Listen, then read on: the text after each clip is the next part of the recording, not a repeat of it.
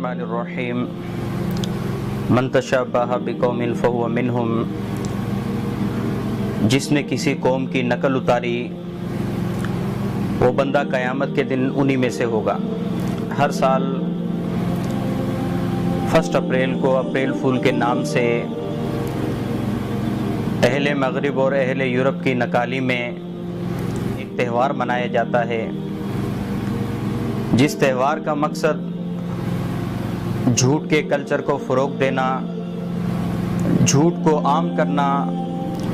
اور ہم ان کی نقل میں یہ کام کر کے ہم سمجھتے ہیں کہ ہم نے بہت کچھ کر لیا۔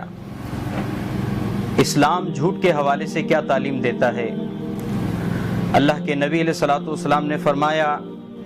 جھوٹ بہت بڑا گناہ ہے اور گناہ جہنم کی طرف لے جاتا ہے، اور بندہ جھوٹ بولتا ہے یہاں تک کہ وہ بندہ اللہ کے ہاں بھی اس کو جھوٹا لکھا جاتا ہے۔ کسی بھی بندے کو اگر اللہ تبارک و تعالیٰ اپنے ہاں لوح محفوظ وغیرہ میں جھوٹا لکھ دے تو یقیناً اس بندے کی، اس انسان کی ناکامی اور نامرادی میں ذرا برابر بھی شک نہیں ہو سکتا۔ اللہ کے نبی علیہ الصلوۃ والسلام نے ایک واقعہ بیان کیا کہ میں نے رات 2 بندے دیکھے، وہ 2 بندے میرے پاس آئے اور انہوں نے آ کر مجھے کہا کہ محمد صلی اللہ علیہ وسلم، آپ نے خواب میں جس بندے کو دیکھا کہ جس کا جبڑا چیرا جا رہا تھا، یہ بندہ بہت بڑا جھوٹا تھا، یہ کوئی بھی جھوٹی بات بیان کرتا تھا، یہاں تک کہ یہ جھوٹی بات اس کے ذریعے دنیا بھر میں پھیل جاتی تھی، اور پھر قیامت کے دن تک اللہ کے نبی نے فرمایا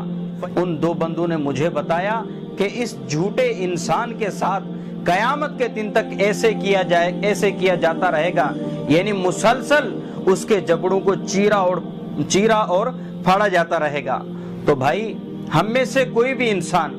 کوئی بھی مسلمان اگر اس بیماری میں ملوث ہے تو اس پیغام کو آنے کے بعد ایک مسلمان ہونے کے ناطے اسے اس کام سے بچنا چاہیے، اس کام سے پرہیز کرنا چاہیے، نہیں تو ایسا نہ ہو اللہ تبارک و تعالیٰ نے جیسے قرآن میں فرمایا فَلْيَحْذَرِ الَّذِينَ يُخَالِفُونَ عَنْ أَمْرِهِ أَن تُصِيبَهُمْ فِتْنَةٌ أَوْ يُصِيبَهُمْ عَذَابٌ أَلِيمٌ، کہ ان لوگوں کو ڈرنا چاہیے جو محمد کریم صلی اللہ علیہ وسلم کے حکم سے روگردانی کرتے ہیں کہ اللہ ان کے اوپر اپنی طرف سے کوئی آزمائش نہ ڈال دے یا ان کے اوپر کوئی دردناک عذاب نہ آ جائے۔ اللہ تبارک و تعالی ہمیں نیک اور صالح عمل کرنے کی توفیق عطا فرمائے۔